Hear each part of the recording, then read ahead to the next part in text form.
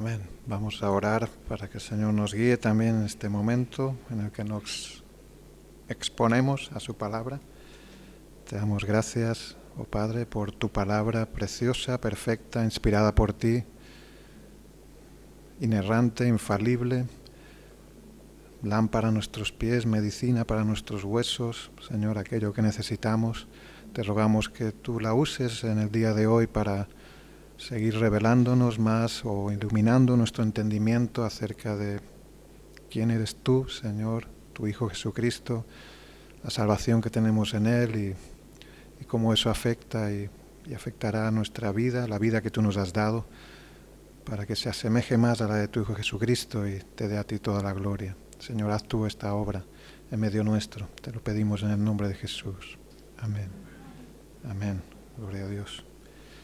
Aleluya. Él es el Rey, Él es el Señor, Él es digno, Él es único. Único Señor, único Dios. Y a Él damos la gloria. Y sí que, como estábamos diciendo esta mañana, pues la vida a veces es difícil, es dura. Para los redimidos también. Por eso necesitamos escuchar una y otra vez las buenas noticias, el Evangelio. Eso es la palabra, el significado de la palabra Evangelio. Buenas noticias, buenas nuevas. Y nunca será suficiente, ¿no? Las veces que oigamos y nos acerquemos a esa verdad central de la Biblia, que es, una forma de resumirlo podría ser, Dios salva a pecadores. Dios salva a pecadores, como estamos oyendo una y otra vez. Y es una verdad tan sencilla, tan corta de decir, pero tan profunda y que implica tantas cosas. Todas las áreas de nuestra vida tienen que ver con esa verdad. Dios salva a pecadores. Todas las áreas del universo, de la creación, de la existencia, tienen que ver con eso. Eso es la verdad central, que Dios salva a pecadores, la verdad central de la palabra, el Evangelio. Y todo pasaje, todo mensaje debe estar relacionado con esa verdad de alguna forma, porque es el centro de toda la revelación de Dios. Y cuanto más entendamos, o mejor entendamos, de esa verdad, de qué es lo que significa el Evangelio, qué es lo que significa que Jesucristo murió por mí, qué implica, cuanto más entienda, más me maravillaré, más me gozaré, más descansaré en Cristo, en Dios, en mi Salvador. Y necesitamos descanso, necesitamos alegrarnos, gozarnos en aquello que debemos alegrarnos y gozarnos, para seguir avanzando en ese camino estrecho, pero seguro de la salvación. No hay otro camino, pero es estrecho, es angosto y hay piedras de tropiezo a veces, pero es el camino seguro, el único. Y pues esta serie de mensajes sobre que empecé hace 2 semanas sobre Jesús y la oración, tiene como motivo eso, pues encontrar en Cristo, en la palabra, no solo el entendimiento de qué es la oración o cómo Jesús oraba, sino encontrar la motivación para hacerlo. Dios nos ha dado medios de gracia, que son de gracias porque nos han sido regalados, dados, sin dar nosotros nada a cambio previamente, para conocerle a Él, para crecer, para madurar en nuestra fe cristiana. Y principalmente son la palabra, la escritura y la oración, el medio por el cual tenemos comunión con Dios. Y sabemos que debemos orar más. Yo lo sé, que debo orar más y mejor. Por eso debes buscar la motivación para hacerlo. No solo para saber que tienes que hacerlo, sino para desear hacerlo. Eso es lo que queremos, que Dios siga transformando nuestros corazones para que no nos convirtamos en religiosos legalistas, que es mi hora de orar, tengo que orar. A veces sí, será así en la práctica y tendrá que ser así, porque necesitamos ese tipo de cosas. Pero que no sea solo eso, sino que sea también, es que quiero orar, es que deseo orar, es que deseo estar en comunión con mi Señor, mi Salvador, porque es mi delicia, es mi deleite. Alma mía, ¿por qué te abates? Todavía he de alabar a Dios. ¿Y por qué he de hacerlo? Porque lo deseo, eso es lo que queremos. Y eso es lo que Dios está obrando en nosotros por su Espíritu, transformando nuestro entendimiento, nuestra vida. para que seamos como Cristo, para quien la oración era un deleite, sin duda. Así que la mayor motivación la encontraremos en Él, en Jesucristo, en su ejemplo. Y su ejemplo nos muestra que la oración era un aspecto, su ejemplo aquí en la tierra me refiero, en los años que Él estuvo aquí. La oración era algo totalmente integrado en su vida. Y hace 15 días vimos algunos pasajes en los que vimos que Jesús oraba mucho y que la oración no se limitaba no era un ritual o algo de momentos concretos solamente. Sí que había momentos concretos en que Él oraba, pero era su vida. Él tenía una vida de oración realmente. Porque la oración reflejaba su relación con el Padre. Dependía, fluía y estaba totalmente relacionada con su relación con el Padre. La calidad de la vida de oración de Jesucristo era la misma que la de su relación con el Padre, y así será con nuestra vida también. ¿Cómo es tu oración, tu vida de oración? Pues como sea tu relación con Dios. Si tu relación con Dios es inexistente, no tendrás vida de oración. Si tu relación con Dios es floja, pobre, así será tu oración. Si tu relación con Dios crece, pues tu vida de oración crecerá. Va totalmente relacionados, depende una cosa de la otra. Y vimos como Jesús, pues, de madrugada, de noche, en ocasiones toda la noche, orando, pasando tiempo con su Padre, con aquel con quien se deleitaba, y el Padre con aquel en quien tenía complacencia. La comunión entre el Padre e Hijo es eterna, es desde siempre. Y esos momentos de Jesucristo aquí en la tierra en el que Él oraba, pues Él podía estar en comunión con aquel que amaba, con Él, por quien Él era amado. Y para Jesús no era una carga, era un alivio. Era el lugar donde Jesús, como hombre, Jesús era Dios, pero también era hombre, y como hombre Jesús encontraba su alivio, sus fuerzas en esos momentos. Él se cansaba física y psicológicamente, porque era hombre. Y Él encontraba su descanso, su deleite en la comunión con el Padre, con Dios. Y hoy veremos algunos pasajes más donde, como comentaba la otra vez, pues hay pasajes donde la palabra nos dice lo que Jesús está orando. Hay oraciones de Jesús y vemos lo que Él ora, pero hay otros donde simplemente se nos dice que ora, sin decirnos qué está orando. Y veremos algunos más de estos primeros, o de estos segundos que acabo de decir, que se nos dice que ora, aunque no se nos dice qué está orando. Podemos intuir quizá o pensar sobre qué está orando, pero no se nos dice. Y la diferencia será que la otra semana vimos momentos en que Jesús se apartaba para orar solo. Y entendemos que eso es necesario para nosotros también. Necesitamos momentos de apartarnos y estar solos y orar a nuestro Padre que está en los cielos, en la habitación secreta, cerrada la puerta, y allí, en la intimidad con Dios, tener tiempo con Él. No solo de hablar, que sí es necesario, pero también de escuchar, de meditar, de pensar, de considerar cuán bueno es Dios con nosotros. Y eso hacía Jesús, pero también, y hoy veremos esos pasajes, donde Jesús oraba en presencia de sus discípulos o en presencia de otras personas, no solo, sino con otros, oraba junto a otros.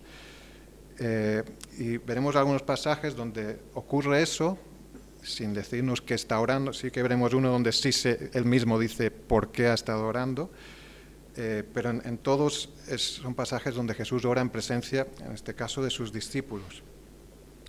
Y uno de los motivos por los que esto es así, que él oraba también en presencia de sus discípulos, porque su oración, su vida de oración no dependía solo de su relación, o no reflejaba solo su relación con el Padre, sino también su relación con ellos.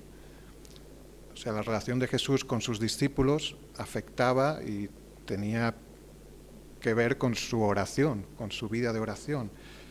Y nuestra vida de oración también está ligada no solo a nuestra relación con Dios, sino con la de nuestros hermanos, con la relación que tenemos con la Iglesia, con nuestra familia, con las personas que nos rodean, con nuestro prójimo.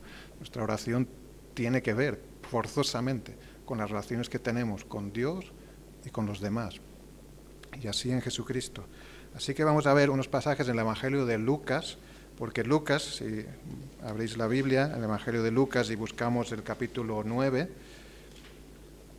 veremos pasajes que también Mateo y Marcos mencionan, los mismos pasajes, pero solo Lucas, y Dios sabe por qué, menciona el asunto de que en ese momento Jesús oraba.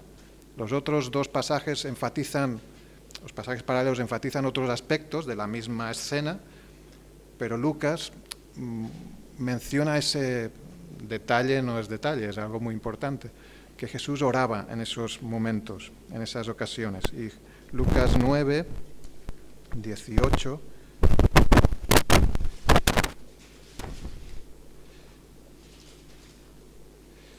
Es un pasaje que los que tenéis las Biblias con títulos y entre paréntesis debajo del título los pasajes paralelos, lo veréis, que este pasaje, yo tengo título La confesión de Pedro, y debajo tengo en Lucas, Lucas 9, 18, Mateo 16 y Marcos 8, porque el mismo pasaje se explica, se relata en los otros dos evangelios. Pero solo Lucas menciona el aspecto de la oración, que es real, así fue. Y leemos este pasaje tan conocido, ¿no? Dice el versículo 18, aconteció que mientras Jesús oraba aparte, estaban con él los discípulos y les preguntó diciendo, ¿quién dice la gente que soy yo? Ellos respondieron, unos Juan el Bautista, otros Elías y otros que algún profeta de los antiguos ha resucitado. Y él les dijo, ¿y vosotros? ¿Quién decís que soy yo? Entonces respondiendo Pedro dijo, el Cristo de Dios. Qué impresionante, ¿no? Esto ocurrió, o sea, lo que Lucas nos dice aquí, por el Espíritu Santo por medio de Lucas, Dios, es que esta escena empezó o fue precedida, el momento, claro, importante, lo que destaca este pasaje es la pregunta o las preguntas de Jesús y la respuesta de Pedro. Pero el pasaje empieza diciendo que Jesús estaba orando, que fue un momento de oración, que esto salió en un momento en que Jesús estaba orando y estaban allí, dice, orando aparte, pero que estaban los discípulos, en presencia de sus discípulos. Para mí debían ser de los momentos más memorables que vivieron estos hombres. Estar, no sé si sentados, de pie, cómo estarían, no lo dice, pero estar allí cerca de Jesús y verle orar. ¿Te imaginas? Podemos quizá imaginar un poquito, ¿no? De estar viendo al Señor orando. Esto al final veremos un pasaje donde provoca una reacción en ellos. Pero ver al Señor orar,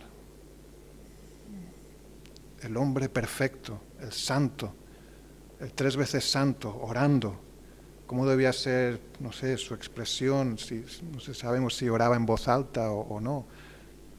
Si lo hacía, pues oraciones perfectas, justo alineados a la voluntad del Padre, ¿no? Nosotros tenemos que orar para conocer más de la voluntad de Dios y orar conforme a su voluntad, pero él oraba perfectamente alineado con la voluntad del Padre.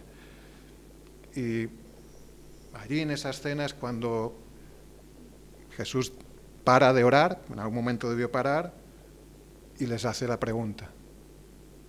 Una pregunta definitiva, o sea, una pregunta muy, muy importante. Es de las preguntas más importantes que se puede hacer a alguien. Las segundas sobre todo, pero la primera es importante, hay que hacer primero la primera. ¿Quién dice la gente que soy? ¿Quién dice la gente que soy? Y ellos le dan las respuestas. ¿Y vosotros? Hay dos tipos de personas. Los que dan las respuestas de la primera pregunta y los que dan la respuesta que dio Pedro. Los que reconocen a Cristo como quien es Él, de verdad, y los que no. Creen que se acercan, pero no. Él es el Cristo, el Mesías, el anunciado, el que la Escritura anunció desde siglos, el que ellos como pueblo estaban esperando, el Mesías, el Salvador, el que vendrá a redimir a su pueblo. Tú eres el Cristo. El Cristo es la palabra griega equivalente a Mesías, que es la hebrea. Aquel que estábamos esperando ya está aquí. ¿Qué estaría orando Jesús justo en ese momento? No se nos dice aquí. Pero seguro que tenía que ver con lo que pasó después. Él estaba con sus discípulos y su oración seguro que tenía que ver con esa situación, ese momento. Quizá, Padre, revélales quién soy. No sabemos, pero eso es lo que ocurrió. Porque cuando Pedro dice, tú eres el Cristo, el Hijo de Dios, Jesús le dice, bienaventurado eres, Simón, hijo de Jonás, porque no te lo ha revelado carne y sangre, sino mi Padre que está en los cielos. Ahí hubo un milagro. Ahí el Padre intervino en la mente o en el espíritu de Pedro. Y Pedro respondió no porque él supiera más que los demás, sino porque el Padre le había revelado. Justo antes Jesús estaba orando, allí en presencia de sus discípulos. Pues probablemente su oración tenía que ver con ellos y con lo que estaba ocurriendo. Su vida de oración estaba ligada al Padre, pero también ligada a ellos, a aquellos por los cuales Él había venido. Nuestra vida de oración, de la misma forma, está ligada a Dios, por supuesto, pero también con la relación que tenemos con los demás.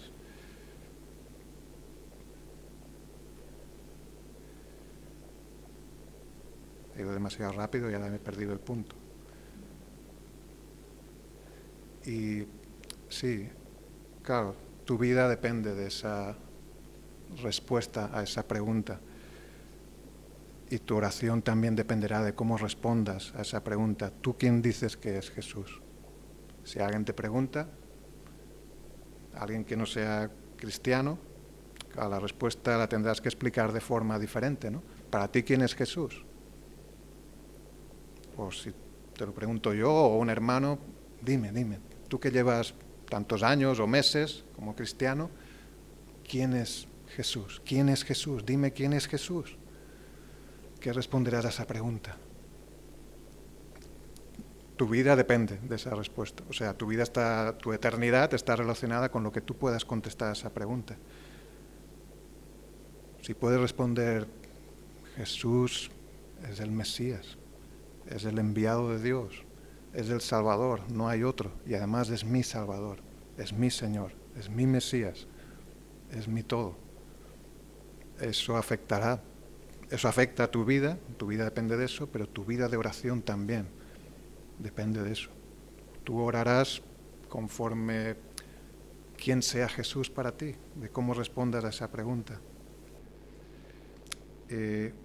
Otro pasaje que hay aquí en este mismo capítulo, donde ocurre algo así, que Jesús está orando en presencia de sus discípulos, es en el mismo capítulo, un poco más adelante, 10 versículos más adelante, el 28, Lucas 9, 28. Otro pasaje que aparece en los 3 evangelios. Juan es un poco distinto. Los 3 primeros se parecen en muchos pasajes, pero solo Lucas menciona ese aspecto de la oración en este pasaje. Lo leemos. Dice Lucas 9, 28. Aconteció como 8 días después de estas palabras, un pasaje que no hemos leído en medio de estos dos, que tomó a Pedro, Jesús, a Juan y a Jacobo, y subió al monte a orar. Fue a orar.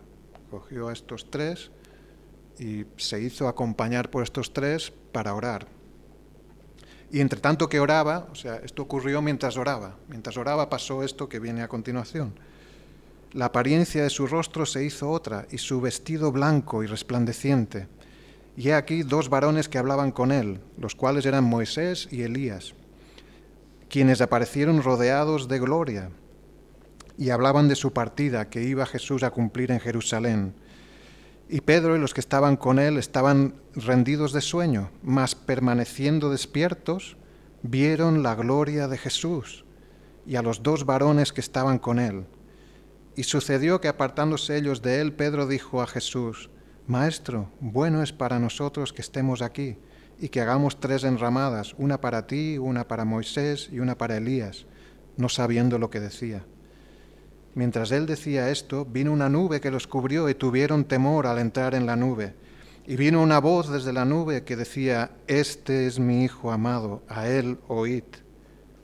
Y cuando cesó la voz, Jesús fue hallado solo, y ellos callaron, y por aquellos días no dijeron nada a nadie de lo que habían visto. Gloria al Señor.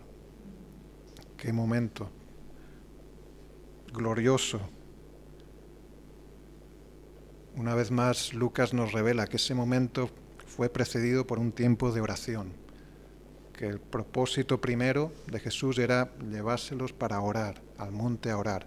Lo que solía hacer Jesús solo, de ir a un lugar apartado, lo hizo acompañado por ellos. Él quería que estuviesen allí, que viesen, que viviesen ese momento con Él. Lo que precedió a la manifestación de la gloria de Jesús, ese breve momento en que se vislumbró algo de su gloria real, real en todos los sentidos, de verdadera y de realeza del Rey. La gloria de aquel ante quien un día toda rodilla se doblará, toda lengua confesará que Él es el Señor. Su gloria será tan manifiesta, tan clara, que no habrá otra cosa que decir que reconocer quién es Él. Él es el Rey, Él es el Señor, y toda rodilla se doblará ante Él, porque Él es digno, porque su gloria es infinita, eterna. Como dice, hay un autor, profesor de teología, Don Carson, que dice que Pedro no debió entender bien lo que estaba pasando aquí, porque cuando él propone hacer las 3 enramadas, Señor, qué bueno es que estemos aquí, hagamos un lugar para ti, para Moisés, para Elías. Probablemente él estaba pensando que Jesús, claro, por su entendimiento como judío, quizá él pensaba que lo que estaba ocurriendo era que Jesús estaba siendo elevado a la posición de Moisés y Elías, los grandes Moisés y Elías. Pero no, era al revés lo que estaba pasando. Era que Moisés, representando la ley, Elías, representando a los profetas, estaban dando testimonio de Cristo, de quién es Cristo. Y lo que ocurrió, la voz del cielo lo dejó clarísimo. Este es mi Hijo amado, a Él oíd. Cuando cesó la voz ya no había nadie, solo Jesús, solo Él. Él es indudablemente aquel a quien hay que escuchar, aquel a quien hay que dar toda la gloria. Él es mi Hijo amado, Él es el único digno y glorioso, el único Dios. Así que nuestra oración dependerá de quién es Jesús para nosotros, pero también de cuán conscientes seamos de su gloria. Y a partir de ese momento, Pedro, Juan y Jacobo fueron mucho más conscientes de que nuestro Maestro, el que nos ha llamado, es glorioso.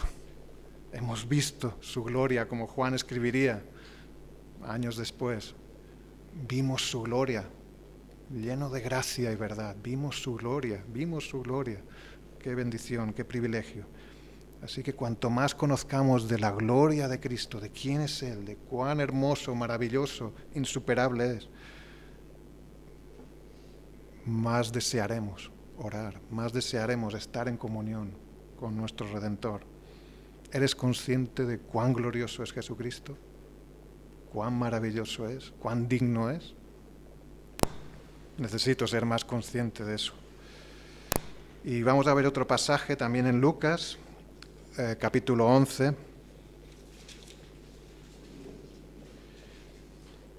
donde llega ese momento en que otra vez ocurre lo mismo. Jesús ora, pero en presencia de sus discípulos, y aquí es cuando provoca esa respuesta de ellos. Dice en el versículo 1 del capítulo 11, aconteció que estaba Jesús orando en un lugar, y cuando terminó, uno de sus discípulos, es decir, da a entender que estaban allí también ellos, porque cuando terminó justo allí, uno de sus discípulos le dijo: Señor, enséñanos a orar. Enséñanos, como también Juan enseñó a sus discípulos. Y luego tenemos el pasaje donde Jesús enseña lo que llamamos el Padre Nuestro. pero es otra ocasión en la que Jesús está orando en presencia de ellos. Y hay algo en la manera de orar de Jesús, hay algo distinto. Ellos sabían orar, claro que sabían orar, eran judíos desde pequeños. Pero cuando le ven orar a Él, no saben orar. Señor, enséñanos a orar. Que quizás lo más lógico habría sido enséñanos a orar como tú oras. No, la frase es enséñanos a orar. Señor, ¿cómo es que nuestra oración es tan pequeña, tan pobre? Tú oras y yo lo necesito. Yo quiero orar como Él. Yo quiero aprender de Él. No quiero orar como yo oro. Quiero orar como Él. Claro, no voy a llegar mañana, pero quiero seguir hoy creciendo, aprendiendo a orar como Él ora. ¿Cómo ora Él? Bueno, hay muchas oraciones de Jesús. Aquí no hemos visto textos donde ser, pero sí puedo buscarlos. Debemos buscarlos. Ver su actitud en la oración. Así que nuestra oración dependerá de cuánto queramos ser como Él. ¿Cuánto quieres ser como Jesús? Claro, hoy el mundo te dirá, no, esa frase, ¿no? No sé cómo definirla. Sé la mejor versión de ti mismo. Bueno, solo tengo una en realidad. Puedo ponerme capas, filtros, engañarme a mí mismo, intentar engañar a los demás, engañar a Dios ya sé que no, pero no quiero ser la mejor versión de mí mismo. Quiero ser lo que Dios diga que tengo que ser. Quiero ser como Él. Quiero ser como Cristo. Él es mi ejemplo, no soy yo mi ejemplo, no es mi mejor yo. Yo soy un pecador. Mi gloria está en Él, no en mí. Yo me puedo gloriar en Él. Y sí, Él me ha hecho hijo suyo, me ha salvado, me ha redimido. No hay cosa más grande para un ser humano. No puedo pedir más. Ya soy lo que soy por la gracia de Dios, pero sigo siendo un pecador, necesitado de la obra santificadora del Espíritu Santo en mí. Y eso hará que me parezca más a Él. Él es la medida, Él es el varón perfecto, la estatura a la cual tenemos que crecer como iglesia, juntos. Así que cuanto más desee ser como Él, eso más afectará mi oración, mi vida de oración. Y luego último pasaje que vamos a ver también en Lucas, donde sí Jesús dice cuál era el motivo de su oración. En el capítulo 22, ya casi al final del Evangelio, los últimos momentos de Jesús antes de ser entregado y crucificado, capítulo 22, versículo 31 de Lucas también.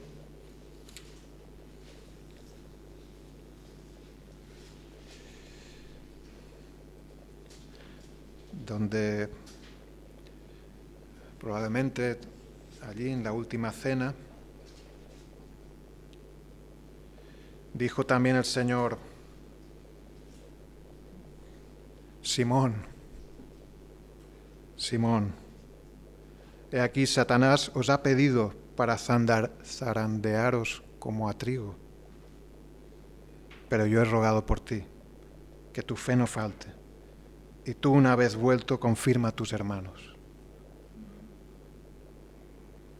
Aquí sí, sabemos lo que Jesús oró por Pedro, por Simón Pedro. Luego la continuación muestra una vez, qué miserables somos. Él le dijo, Pedro, Señor, dispuesto estoy a ir contigo, no solo a la cárcel, sino también a la muerte. Pedro, Simón. Y él le dijo, Pedro, te digo que el gallo no cantará hoy antes que tú me niegues 3 veces que me conoces. El Señor nos conoce, sabe cómo somos y sabe lo que necesitamos. Y Él sabía lo que necesitaba Pedro. Y no pidió... Claro, Jesús sabe todo. Sabe lo que está ocurriendo en el mundo espiritual. Sabe lo que Satanás está haciendo exactamente. Nosotros no. Sabemos tenemos principios bíblicos que debemos saber y estar al tanto. No ignorar sus maquinaciones. Las cosas concretas las sabe Dios. Y Él sabía que Satanás había pedido a Dios poder zarandear a estos hombres, hacerlos tambalear. Y la oración de Jesús no es, Padre, no lo permitas, no. Es, Padre, fortalécelo en la fe, fortalécelo. Y esa será muchas veces el favor de Dios para nosotros. No, Padre, no permitas que pase esa prueba. No, dale fuerzas, fortalece su fe para que dependa de nosotros o dependa de ti, oh Padre. Esa es la oración que Jesús vemos aquí por Pedro. Así que en este pasaje vemos que Jesús nos muestra que nuestra vida de oración no solo depende de quién es Jesús para mí o cuán consciente soy de su gloria o cuánto deseo ser como Él, sino que mi vida y mi oración depende de Él, tal cual. Dependo de Él, todo depende de Él. Él sustenta todas las cosas con la palabra de su poder y sustenta mi vida. Si estoy vivo, o si respiro, si puedo desear orar, si puedo acercarme a Él, es por Él, es porque Él ha obrado en mí. Él ha tenido misericordia. Hemos hallado gracia a los ojos de Dios y Él nos ha amado. ¿Y qué es eso de que intercede por nosotros? Es que está orando por nosotros continuamente, como dice Romanos 8:34. ¿Quién es el que condenará? Cristo es el que murió, más aún, el que también resucitó, el que además está a la diestra de Dios, el que también intercede por nosotros. No solo fue por Pedro aquel día, sino por toda la Iglesia, todos aquellos que Él ha salvado. Él intercede por nosotros, dice Pablo en Romanos.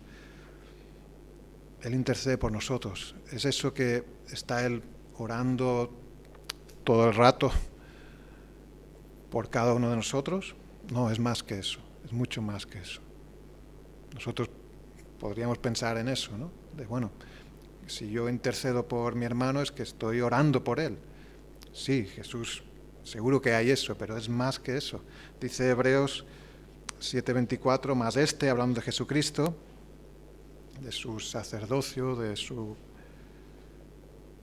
sacrificio por nosotros, por cuanto permanece para siempre, Jesús, tiene un sacerdocio inmutable, por lo cual puede también salvar perpetuamente a los que por Él se acercan a Dios, viviendo siempre para interceder por ellos, viviendo siempre para interceder por ellos. Pero el contexto de ese pasaje nos está mostrando que la intercesión de Jesús no es solo que Él está orando, pidiendo cosas por nosotros, es que Él es el mediador, Él es el sumo sacerdote, Él es el que está entre el Padre y nosotros continuamente. Él es el que nos salva perpetuamente, para siempre, y el que está haciendo de intercesión. Él mismo, su vida, su obra, es lo que intercede por nosotros ante el Padre. El sacrificio por nuestros pecados es lo que nos salva y nos redime. Y Él presenta ese sacrificio en favor nuestro, por los suyos. La oración de Jesús por su pueblo, por nosotros, solo tiene sentido en el contexto del Evangelio, de su obra y lo que Él vino a hacer. Es por la realidad de que Cristo entregó su vida para pagar el castigo de nuestros pecados, que Él se convierte en nuestro intercesor, aquel que intercede por nosotros continuamente.